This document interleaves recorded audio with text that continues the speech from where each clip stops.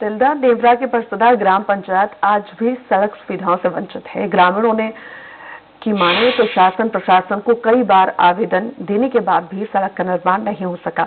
यही कारण है कि पंचायत और जनप्रतिनिधियों की उदासीनता और झूठे आश्वासन के कारण परसदा के ग्रामीण खुद को ठगा महसूस कर रहे हैं। गांव में सड़क न होने से विकास की मुख्य धारा से भी ग्रामीण कटे हुए हैं। हालात ये है कि बरसात के समय गांव में पहुंचना बेहद मुश्किल हो जाता है। इतना ही नहीं, कीचड़ होने के कारण गांव में एम्बुलेंस भी नहीं आ पाती, जिससे सही समय पर इलाज न मिलने से लोगों की मौत भी हो जाती है। खैर, ऐसे में सबसे बड़ा सवाल यही है कि प्रदेश में सड़कों के जाल के दावों के बीच गांव में सड़क का निर्माण क्यों नहीं हुआ? आखिर इस उदासीनता के लिए कौन जिम्मेदार है? 15 साल हो गए रास्ता मांगते शासन से, दे भी नहीं करे।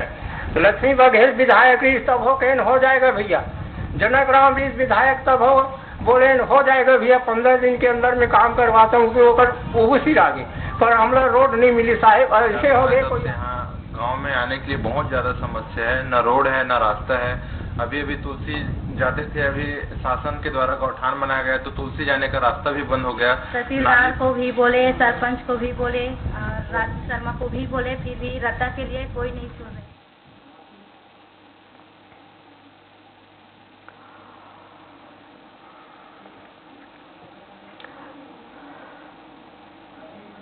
और इसी पर अधिक जानकारी के लिए रमेश बत्रा हमारे साथ जुड़े हुए हैं। रमेश, कितने समय से आखिर ऐसी ही स्थिति बनी हुई है और कोई इस तरफ ध्यान देने नहीं आता? रितु, आपको बताना चाहूंगा कि यह जो स्थिति बनी हुई है वो आजादी के बाद से लेकर अभी तक वहां सड़क नहीं बनी है। और तिल्दा ब्लॉक में ऐसे कई गांव हैं जहां आज भी वो सड़कों से वंचित है जी। इन्होंने विधायक से लेकर पूर्व विधायक से लेकर कई लोगों को गांव वालों ने गुहार लगा चुके हैं कि यहाँ पे सड़क नहीं होने के कारण कई मरीज अस्पताल नहीं पहुंच पाते, कई बच्चे स्कूल नहीं जा पाते। आज भी ये बच्चे, वहां के बच्चे 2 किलोमीटर पास गांव में जाते हैं तो वहां के जो ड्रेस, स्कूल ड्रेस रहती है वो खराब हो जाती है बीच में बारिश के समय। और कई बार ऐसा होता है कि बच्चे गिर जाते हैं और आधा पीछे अपने घर वापस लौटना पड़ता है। जब ऐसी स्थिति बनी हुई है, लोग ना हॉस्पिटल पहुंच पाते हैं, ना स्कूल जा पाते हैं, ना अपने काम से जा पाते हैं, तो सरकार आखिर इन तक कैसे पहुंच जाती है वोट मांगने के लिए? देखिए, बड़ा सवाल यही है कि आखिर सरकार कैसे पहुंच जाती है वोट मांगने के लिए, वहां पर कैंप लगा देती है, सब कर लेती है। यही सबसे बड़ा अचंभा है। मैं जब वहां पे पहुंचा तो बरसात हो रही थी, मेरे को 3 किलोमीटर पैदल चलना पड़ा, मैं खुद नहीं पहुंच पाया। साइकिल चलना तो भर था उस रोड में। मैं गांव के बाहर खड़े होकर बहुत देर तक इंतजार किया, तब जाके मैं वहां पहुंच पाया। मेरे को भी वही लग रहा था कि लोग आखिर जो नेता है या सरपंच है वो कैसे पहुंच जाते हैं वोट मांगने के लिए वहां पे।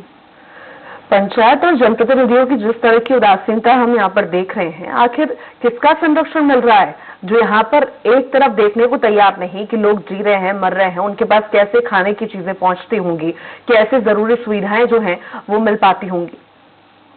और सबसे बड़ी बात आपको बताना चाहूंगा रितु कि इस गांव में जाने के लिए कोई सरकारी जमीन भी उपलब्ध नहीं है, उसके बावजूद गांव वाले अपनी लगानी जमीन दान देने। आप लगातार बने रहिए। साकेत कुमार सरपंच हमारे साथ जुड़ गए हैं। बहुत स्वागत है आपका स्वराज एक्सप्रेस में। जी मैडम, नमस्कार मैडम। जी, तिल्दा नेवरा की तस्वीरें हम देख रहे हैं। तस्वीरें बयां कर रही है कि यहाँ पर विकास कार्य तो छोड़िए, एक छोटा सा काम तक नहीं हो पाया। जब वोट मांगना रहता है, नेताओं को जाना रहता है, तब पहुंच जाते हैं जनप्रतिनिधि जनता के पास। यहाँ पर लोग लगातार गुहार लगा रहे हैं पर कोई सुनने वाला नहीं है। जी मैडम, ये बहुत बड़ा समस्या है हमारे गांव का।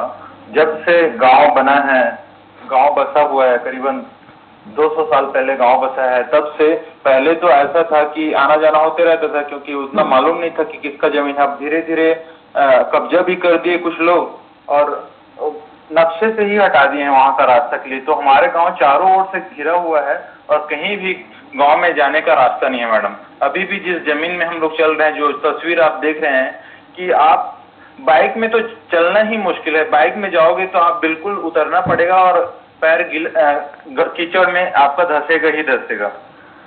ये आप बहुत बड़ा आप समस्या है। सरपंच हैं, एक बड़े पद पर तैनात हैं, आखिर ऐसी उदासीनता क्यों? आप आवाज नहीं उठाते उन लोगों के लिए?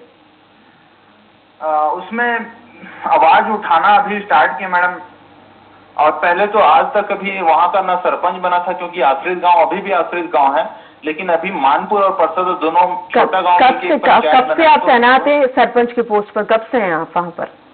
मेरे को 1.5 साल हो रहा है मैडम। 1.5 साल हो गया है। पिछली बारिश में मतलब आपने निकाली है, आपने पिछली बारिश देखी कि कैसे हालात थे, उसके बाद भी आपने कोई स्टेप नहीं उठाया, अपनी गुहार लेकर नहीं पहुंचे। बड़े अधिकारियों की बात करें या नेताओं की बात करें, कदम तो मैडम 2019 से उठा रहे हैं, बट कोई सुनने को तैयार ही नहीं है। कौन सुनने को तैयार नहीं? कहाँ आप गुहार लेके पहुंचे 1.5 साल में? अगर आपने बारिश भी देख ली, स्थिति भी देख ली, तो सुन ही नहीं रहा, तो उदासीनता कहीं ना कहीं आपकी भी और नेताओं की भी है। कहाँ लेकर पहुंचे थे आप आखिर गुहार? वैसा तो कोरोना लॉकडाउन के चलते नहीं हो पाया मैडम, उसके लिए मैं भी जिम्मेदार हूँ। कुछ अभी स्टार्ट किए हैं, इसमें बहुत बड़ा योगदान स्वराज एक्सप्रेस का भी है। हमारे जो भैया हैं संवाददाता भी हैं, उनका भी बहुत बड़ा योगदान है, बत्रा जी का। मैं उनका धन्यवाद करना चाहता हूँ, और मैं इसमें दोषी जरूर मैं अपने आप को मानता हूँ। नहीं तो ये सब कब ठीक होगा? आप दोषी तो मान रहे हैं, अगर दोषी आप पहले ही मान लेते तो ऐसी स्थिति बनती नहीं। आप मुझे ये बताइए, लोगों का खाना पीना, व्यवस्थाएं रहने की, बारिश का समय है, क्या हालत होती होगी लोगों की? यहाँ से निकलना दूभर हो चुका है, ना एम्बुलेंस पहुंच सकती है, तो आखिर कैसे? आप सरपंच तो बन गए, नेताओं ने वोट भी मांग लिए, वोट भी मिल गए, पर यहाँ का काम कब होगा आखिर? अब स्टार्ट होगा मैम। कब स्टार्ट होगा? आश्वासन क्या दे रहे हैं आप, मुझे बताइए। अभी तहसील को दिए हैं, उसके बाद सीएम के पास आवेदन देना है, कलेक्ट्रेट में देना है।